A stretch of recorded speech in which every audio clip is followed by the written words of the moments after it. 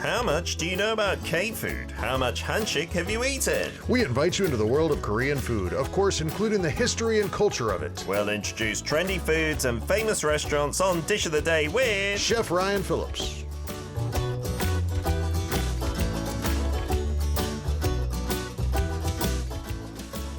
It is a Tuesday, that's Ryan's day, and we talk food, glorious food. How have you been over the past? It's been ages since we had you on the video stream, right? Yeah. So did you have a good time off over Chuseok? Did you manage to rest, or was it all hands to the deck on the farm? Yeah, busy, but like a wet dog. It's just been raining so much. Like it's like cloudy, but there's a little bit of light, and it felt so much nicer driving up today. I was like, oh, it's almost gonna dry out. I came through a tunnel and it was wet on one side, and then I came through the other side. It was kind of dry. I was like, oh, hallelujah! Yeah, it's just so unusual for it to be this wet this time. Been a bit depressing, hasn't it? Like how grey and wet it has day this after is my day. Favorite time of year in Korea, That's and I'm the being problem. robbed of it by the clouds and the rain. I hope drizzle. It breaks, right, and we get at least a couple of weeks of sunny weather. It's supposed to, yeah. And the winter's usually not too much precipitation. It's quite dry in the winter. True. So we'll get sunny skies then. Or will we? Maybe we'll get loads of snow. I was thinking that Last the other day. November we had that crazy, heavy snow. It was like 2 feet in like 2 hours or something. I like snow, so I don't mind that. But for the farm, I'm assuming it's a pain in the... Nah, it's fine. No? It's fine. By that time of year, everything's pretty much done. You know, as long as it doesn't break a greenhouse. It didn't happen to us, but it happened to everybody around us. Oh dear, okay. Last year. Fingers crossed. Yeah. We've got the hashtag today of 규모, or scale or size. How would you describe your farm? Like, if you're introducing it to someone. A large garden. A large If I'm talking to somebody from the West. Yeah. Because... yeah, I mean, it's way bigger than a home garden, but it's not a farm. When you think of a farm, yeah. Yeah. I mean, because, like, trust me, I now so much respect for food production. You know, we try to grow corn for our own cornmeal. You know, for making tortillas and tamales and sopes and things, and the amount of land, if I planted my entire farm with just corn, I'd probably only get what would service only about 4 families in Mexico with their annual use of masa. Wow. Yeah. So that scale would only be enough for 4 families, just for their corn. That makes sense, because back in the day, you'd have a family and you have a plot of land and you grow the corn and you have enough for your family for the year. You know, maybe around 1,000 stalks, which would take up. Gosh, are we gonna go Korean measurements? I don't know. Like a 3-car garage size. You know, something like that. Yeah. Like if you had 1,000 stalks of corn in there, then that would be enough for one family. Yeah, I think so. Okay. I think so, maybe. Siska's saying, because today's hashtag English is scale, that Chef Ryan's food is on a scale of 10 out of 10 for my taste buds. Absolutely. I've never been disappointed by any of Ryan's food. Wow, thanks. Well, some of the ingredients that you're forced to bring in here against my will, those maybe, but that's not your fault. The raw oysters and the raw abalone and the thing that was by far the worst was the bean noodles, the soybean milk-based noodles, the Kongo. Oh, that's right. And I was all trying to make one that I could win you over with. And it had cashews in there and walnuts and the problem was it didn't work. Still hated it. Yeah, the noodles, if they're not fresh, it's hard to make them good. That's so true. Yeah, it's not your fault. We just need a little kitchen right here. You know, that's all. Someone was saying if we change things up in the studio, that would be nice to have a kitchen. We've put the tablet here, so I hope this doesn't affect your view because we're going to have the camera angle on that side. Then we can eat freely with today's dish, which is, Ryan, what are we talking about? And is it in season? Yes, it is. It's actually in season, for a long time because this is made from a squash, but it's called a pumpkin. It's called an Aehobak, but it's actually more like a zucchini. I've not seen these in the West other than in Asian supermarkets. I would say if a yellow squash and a zucchini made a baby, you'd get an Aehobak. an Aehobak, right? Air literally means like young or tender. Right. And then hobak meaning squash or pumpkin, right? And they are so tender. That's why they always have them individually wrapped in that firm plastic kind of like wrapping. Is that why? Because they get scratched so easy. And then people don't want to buy it. That's true. So it's in this protective wrapper, each one. Yeah, and they're pretty reasonably priced. They're one of the... Can I say this, Ryan? Is it a vegetable or is this one of those in the grey area? No, Vegetable's totally okay to say? Yeah. It's not like a tomato, vegetable. which is kind of like some people debate. Okay, Right, let's call it a vegetable. Yeah. And I've seen like Korean zucchini, if you want to like set it apart from a normal zucchini that we know of, or a Korean summer squash. That's what ChatGPT is offering. I like as that. a name. I like that. Yeah. And so this is in season for a good few months, is it? You'll start to get them, like similar to zucchini, you'll start to get them in like early summer or late spring. Yeah. And then they go all the way until now. They don't tend to like the real heat of summer. Okay. Most of those squash, and they don't like tons of rain or, yeah. There's different varieties too. Have you seen the really big ones? No. How It's big? still kind of an Aehobak, but my farm neighbor grows them along the back fence, and they grow through the fence and come to me. Wow. And I'll pass most of them back over to them. Every once in a while, I'll take a little tax. Keep one. And they're like a football, like an American football. Are they more like marrows? Kind of like, are you talking about this that I'm showing you on the photo? Like, yeah, kind of like that top left one. Okay. So still have the same kind of color and shading, but just a bit bigger like a football. Yeah, and it's not, you don't see them in the markets very often here, unless you go to a really big market. Yeah. And but people love growing them, and I have really enjoyed eating some of those. The biggest difference between that and the usual Aehobak is that the seed area inside is so much bigger because it's such a bigger vegetable. That's the first part to get soft. So that's what we're going to talk about today in making this Aehobakbokkeum, or like a stir-fried Korean summer squash. You can quickly overcook them, and they get too mushy, and Peter won't eat them. I do prefer mine with a bit of bite, although I will say, undercooked, I don't really like them like that either. Like sometimes you'll have them in a doenjangjjigae, right? A soybean paste stew. And they've been really thinly sliced. So I think what some places might do, they might just throw them in and think, oh, they'll cook in no time. And they've still got too much crunch for me sometimes. So not enough is not good either. Although I would say in a You want soup, to not notice your vegetables. this is true, yes. I don't want it to affect me in any way of being too squashy or not.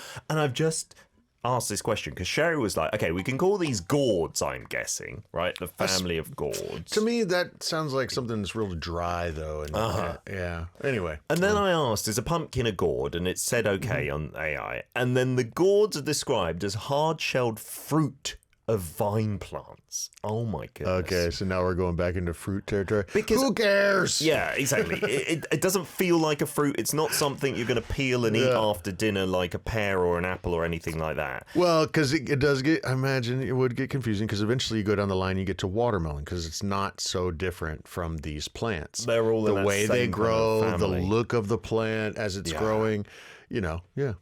Leon asking, I wonder what's the main difference between zucchinis and cucumbers in terms of taste. They are a world away, Leon, in my opinion, because I hate cucumbers and I quite like zucchinis and Korean zucchinis. Yeah, you can enjoy zucchini raw, but you want it pretty thinly sliced, and then you need to, salt it and let some moisture start to come to the surface and let it get a little softer. My dad makes this amazing salad that has thinly sliced fresh zucchini with apple as well, so you get this crisp. So rather than, if you just had the apple, it'd be really sweet. Get some onion in there, some vinegar, good stuff.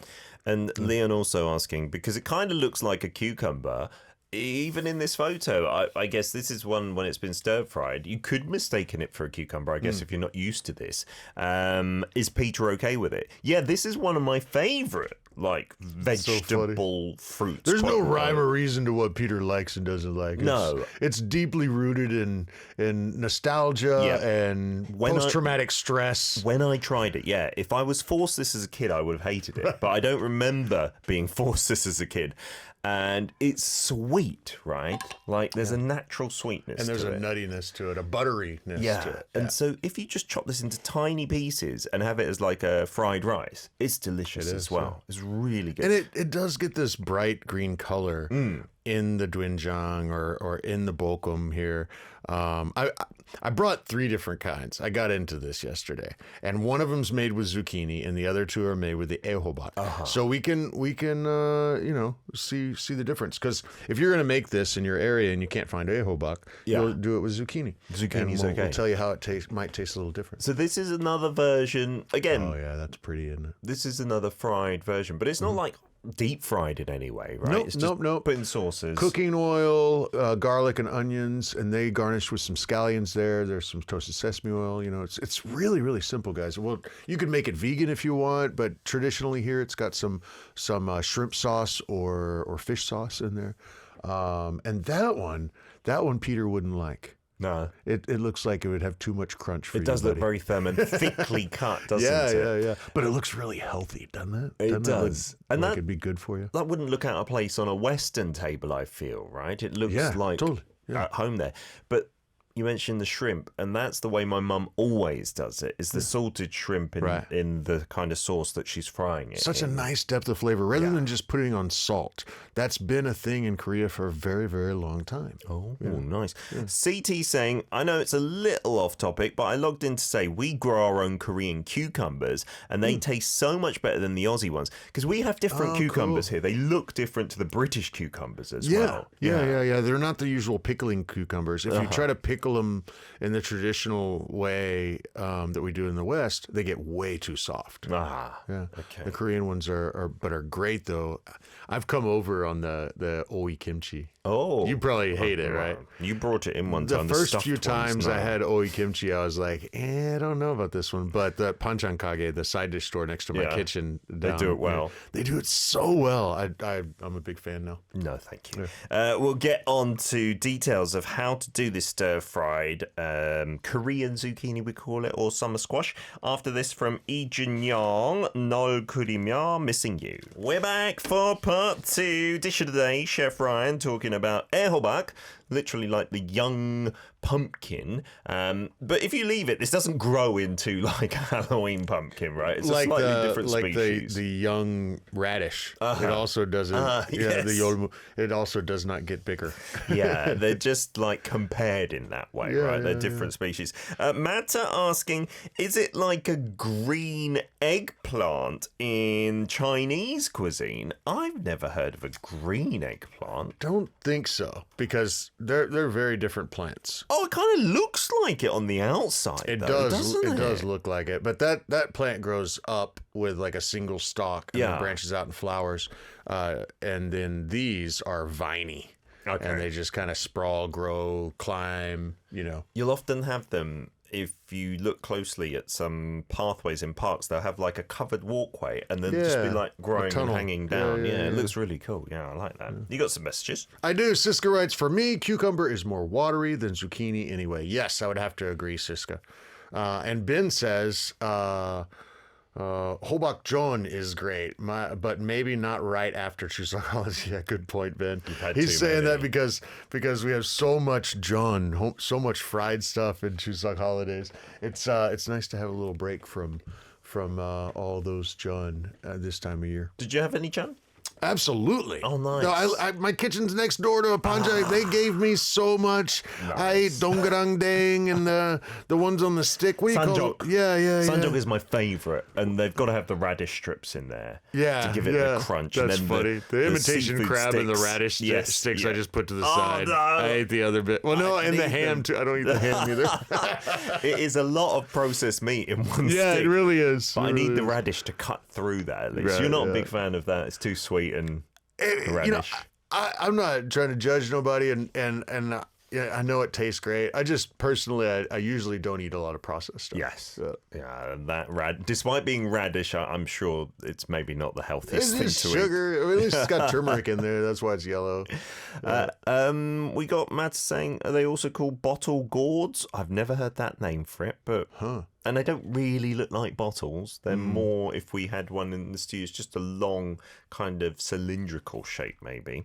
All right, why don't we jump into this? So we've got it on the video stream, your 3 types. Yeah. So let's get that on the stream for our listeners. There we go. Is this one the different color, the zucchini? Yes, over here? You got it, man. You got it. And these two have the exact same ingredients. Oh, but zucchini and Aehobak. Okay, zucchini's much darker, it seems. It really is, yeah. And they're cooked about the same. There are some that are pieces that are a little softer than others. Can you get zucchini easily in Korea? Absolutely. Like just regular zucchini? Every day. Okay. Every single day. Just the price changes throughout the year. Now, this one, though, was actually, I can't take credit for this. This was made by the Panchankage. It looks like what I'd get at a restaurant, right? Totally. Yeah. It's just the Panchankage, the side dish store next to my kitchen, they're like my family, and they make the flavors of Korea. I mean, really. And you notice the bright color there? Mm-hmm. There's definitely some MSG in there. Does MSG help with the color? It does. Oh, really? Because, this is Helps your version, hold, right? Right. Which looks much duller. I didn't know that. Well, it's a preservative, so it's preserving the color as well as the, And then the zucchini, like we said, much darker. So this is probably going to taste the best because MSG tells our brains, that's good, get more. That's good, get more. So let's do that last. Okay. Because we don't want it to maybe sully our taste buds. So why don't we go for the zucchini first? Okay, I'll join you. Okay, so here we see sliced nice and thinly. There's some sesame seeds on it as well. And usually, of course, you're not eating this by itself. It's not like a salad. It's just a banchan, one of the side dishes that you will have at the table with your rice, with your soup, with your meat. Oh, that's nice. Not too mushy for Peter? No, that's okay. That's okay. It's where it kind of loses its shape and it kind of falls apart. That's when it's too mushy. Right, Yeah. and if you overcook this, then it's too hard to eat with chopsticks because you go to pick it up and it breaks or something. Yeah. So that's the only difficult part about making this is that you're talking maybe 2 or 3 minutes with the onions and get some garlic in that pan with some cooking oil. Also, these two that I made, I didn't use cooking oil. I used butter. Oh, wow. Yeah. Really? That's why they're warm. Okay. Because that's the drawback. If you use butter, Yeah. you're going to have to serve it warm because the butter will congeal at colder temperatures and it won't look very good and it won't taste as good. Oh, so that's why you've warmed it up. Because this is often eaten and served cold, right? You can store it in the fridge. You can serve it warm, but normally it's a side dish that you'll find cold. Especially this time of year. There was a butteriness that I was like, that's extra delicious. I don't eat too many zucchinis. I eat way more Aehobak. So that was nice. And then what's the difference? Let's taste them with the Aehobak. I really like it more. There's more crunch to it for sure. A little more crunch, but more butteriness to it. There's like a richerness, a sweeter. Yeah. It's definitely different though, right? Yeah. Really.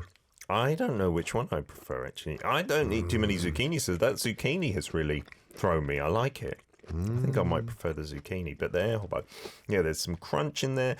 Like you said, the butteriness, the sweetness as well. Guys, there's only like 6 ingredients on this. Wow. Even including the toasted sesame seed garnish. Super, super simple. Like I said, you start with a cooking oil, julienned onion, a little bit of garlic minced.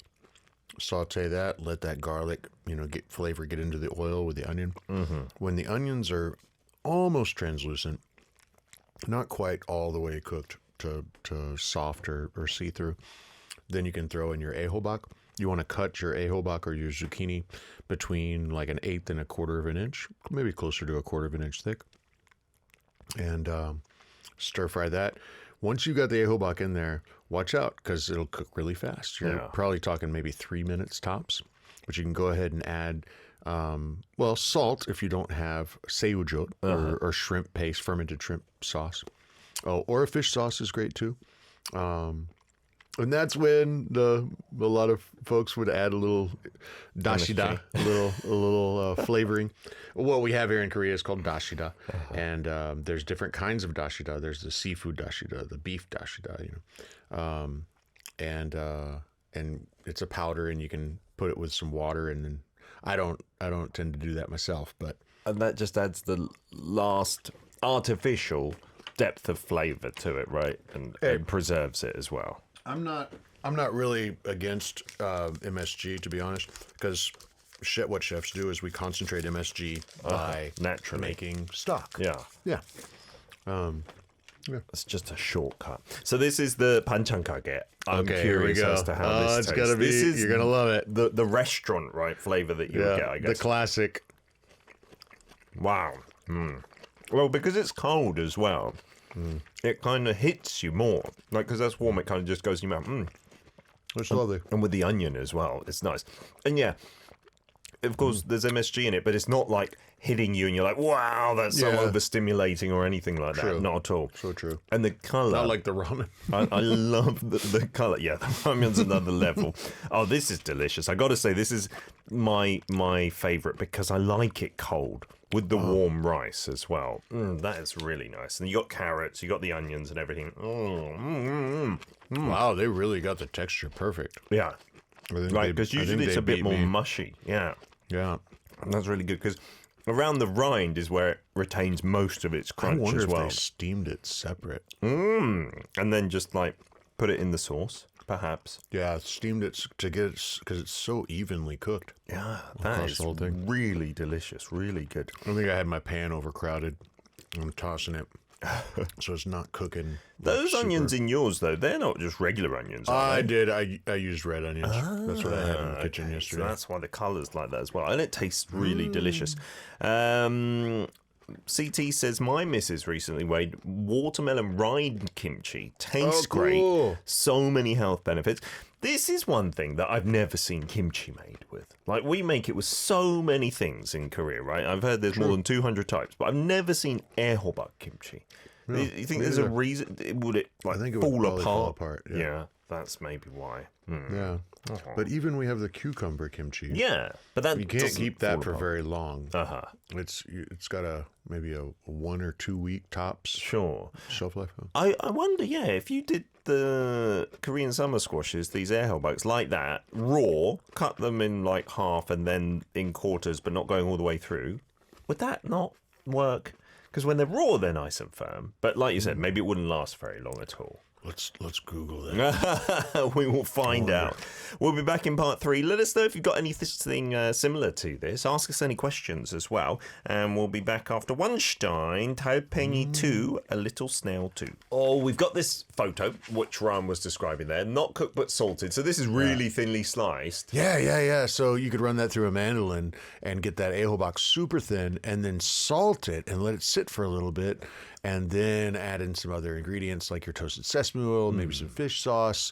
It'd be more like a kind of pickle or jangachi or something like that. I don't think I've ever tried this one, unless maybe it was at a restaurant in the countryside and it came out as a side dish.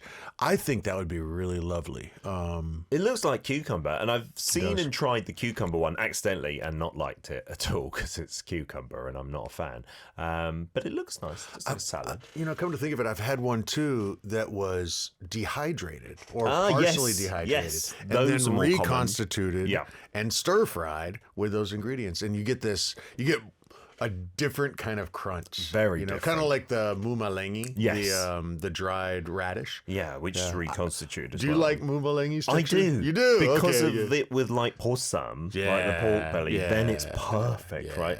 And that texture's really, is like crunch through it, but then it's not a fresh crunch, right? Yeah, but it's good. It's fun. It's fun. It's like, it seems like it's soft, and then the interior is like a nice crunch.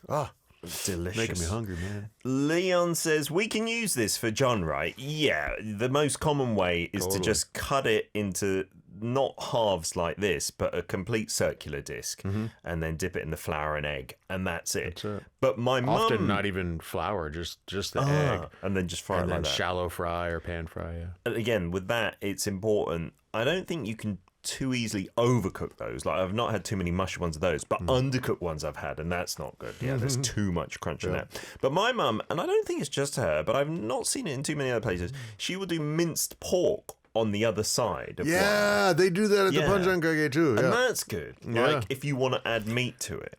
Yeah, and the minced pork will have onion and maybe little tiny pieces of carrot mixed into it, kind of like a donggurangdeng. A bit of tofu in there as well to like stretch bulk it up. Stretch the meat. Yeah, it's really delicious. Matt asking, can you add meat to it or grill it? And that's how we would do it. Like, I don't see this dish, the stir-fried Aehobak, with meat in it too often, I don't think. No, I don't think I've ever seen, but there's no reason you couldn't do that if you wanted to make it a more substantial, like, side dish or second dish on the table for a meal. Yeah. Gigi's on the chat saying, I love Hobakmuchim. Really? Is there Aehobakmuchim? I don't know if I've tried that. If we're talking about muchim like with the spicy kind of sour sauce on it. Really? Yes. But I'm wondering if it's, I can't remember if it's cooked and then cooled to make the muchim. Yeah. Or if they just slice it really thin. I wouldn't assume it's not cooked. I would assume, the former there, that it is cooked first. We've also got something from Sherry Russell over there. Sorry, while you're eating. Hi, Sherry. I'm enjoying zucchini. Can you freeze these or shred them to make bread, like zucchini bread? There's zucchini bread? You never had zucchini bread? Who's had zucchini bread? Mom, send him a recipe, okay? Seriously? Is that a relatively common thing? It's lovely. I've never heard of zucchini bread. Today's the first you've time. heard of banana bread. Yeah, of course. It's along the same lines. Very much so. Less sweet, though, I'm assuming. That doesn't sound so good. It works. Really? It works. Trust me. Yes, I think Ahobak could be used in just about any recipe that uses zucchini, Sherry. I really do. Yeah. I've never tried that. That's a good idea. You're meant to freeze it, though, for zucchini bread? Or... I don't know. Mum, help us out. I thought you just grated it. I thought you just grated it. And then put it into the dough. But I've never made zucchini bread myself. For banana bread, is it just bananas, not frozen? Banana bread, you freeze it. Well, your old bananas that are turning... You didn't grow up with all that. I don't like bananas when I was young. There was always a brown banana in our freezer growing up. Always. Because the bananas are getting kind of brown. Yeah. Don't want to waste it. Throw it in the freezer. Uh-huh. And then that banana goes into some recipe later, right? Okay. And usually it was banana bread. So maybe it Banana bread's good. It doesn't have to be frozen, but it's kind of frozen anyway. Right. Okay. It didn't have to be. Sherry saying, Ryan, you have to bring in zucchini bread next time. That does not feel like a British thing whatsoever. I'm not thinking it's because I'm fussy that I avoided zucchini bread. I'm pretty sure. All right, we'll give you a pass on that one. Don't worry. Our writer gave us a list of ingredients that would go well with this because, I think many of you looking at this and you're not used to like panchan culture, side dish culture, so you're thinking eating this by itself, maybe it's not that entertaining. But shrimp, that's a good one. Not like the salted shrimp, but just like prawns with Aehobak, like in a stir fry. The little dried ones are what you often see. Yes. What does that say? Maleng? No, is it Maran seu. Yeah, But they're the tiny ones, not the salted ones, but they are completely dry. And then when you put them in a sweet sauce and fry them, they taste good. They're like candy. You like those? They're like candy. They taste like edible insects to me. I would think that if you've told me, and now you've told me I'm never going to eat them. I'll eat them. I'm not scared. I've eaten edible insects too, but it's not my favorite flavor. Also, onion, which you added, put in we've got all of in these, there. Carrots, which we saw in the one from the side dish Thinly store. sliced, though. Otherwise, no, I don't want too much of a carrot flavor in there. Oh, definitely mushrooms. I've seen that before. The oyster mushrooms or the shiitake mushrooms. It makes sense. You know, you could throw that in at the same time as the Ahobak. It'll cook perfectly alongside that. Not too long. And then egg. Egg, when added at the end, it becomes a soft and nutty zucchini egg stir fry. That's a good idea. That reminds me more of some styles that I've seen in China. The one with the tomato is really delicious. You know, egg and tomato. Okay, yeah. My wife does that, and I think they eat it for breakfast in places like Hong Kong. That's amazing. But this would really work with that kind of scrambled egg, kind of like totally. that. Yeah, that would be Well, delicious. I mean, it would go really well in a quiche or a frittata or something like that too. Yeah, absolutely. And Gigi saying, yeah, with the 애호박볶음, that also usually goes with the conseo. Oh, that's what we call it. Not madenseo, but conseo with the of dried course. shrimp. Thank you. Yeah, you can put that in as well. Yeah. And Sherry's saying, what are you talking about? Edible insects. It's a thing. It's a thing, Sherry. Well, years ago, I was hired by an organization in Korea. Edible insects were really peaking in popularity across the world. I mean, you can buy cricket powder to use as flour. You know, have you heard of it? And it's really sustainable because they use taste okay, the 10% of the water. You don't really taste anything with the powder. Oh, right. Yeah. But to produce the same amount of protein for our diets, it uses 1/10, only 10% the water that's required to, say, raise the cow for the same amount of protein that you would get. So there were a lot of good reasons. And so they hired me to do some different dishes. There were some famous chefs that were hired alongside, Korean folks that were asked to make dishes with crickets instead and mealworms. How did it turn out? I tried to make I made a beef Wellington. Yeah. And beef Wellington's often wrapped in mushrooms before you wrap the pastry around the steak. So you sear off the steak, and then you have some sauteed mushrooms and roll it in that with maybe some English mustard. Yeah. And then wrap the pastry around it and bake it. And mushrooms and crickets have a kind of similar flavor profile. So it's like, we'll try crickets. Yeah. And yeah, but they taste a little bit like bugs. Dear. All the freeze-dried insects that I tried all kind of had one similar thing to them. That kind of like a chord that ran through that song. That was the same thing. And it's not my favorite flavor. I'm not used to it. I didn't grow up with it. Don't have a nostalgia for it. But a lot of folks, even years ago in Korea, would eat a lot of grasshoppers and, I heard all kinds of things. Frogs and as well, a lot of the you time. put sugar and MSG and soy sauce on there and stir fry it up. It's going to taste pretty good. In Mexico City, there's Chapultepec Park, the grasshopper park on this hill, because back I guess, was it the Aztecs or one of the civilizations, they would eat a lot of the grasshoppers. Lots of protein. Yeah. And conseo, shrimp, if you look at them closely, they are like insects of the sea, right? If you look at a shrimp, they totally are. Man. And I am still curious about some of the bugs I've seen people eat because like well, I've seen this video of these kids somewhere in Southeast Asia that are hunting for these large spiders. Oh, to eat. And they love them. They love them. And it's so much protein. And how different is that from a crab? That's true, right? Yeah, I had a load of crabs over the holiday period. They're in season at the moment, right? They cook them, and we cook the crabs. Crabs look so much like insects. When I was like washing them, we had a load of them live in the little sand/sawdust, Okay, yeah. And when they are like in front of you and you open their little mouths to wash they're freakier than bugs. Yeah, tastes good. Or the mantis prawn. Do we have time? One more thing. Oh, the little punching one. Is that the little the one? mantis prawn freaked me out the first time. I ordered one of those. One of the popular delivery foods you can get sometimes in Korea is the jim. Yeah. So there's lots of bean sprouts, soybean sprouts, in a stir fry with a red, sweet, and spicy sauce and seafood all in there. Yeah. And I ordered the combination seafood which one. has everything. And it's delivered to my house. And I'm eating it, and then there's this bug head is looking at me. I'm like, but the head of a mantis prawn really looks like a mantis. And I was like, oh my God, what have they sent me? And then I realized, it's like a prawn. And the tail, and it's not bad at all. Live and learn, grow up and learn.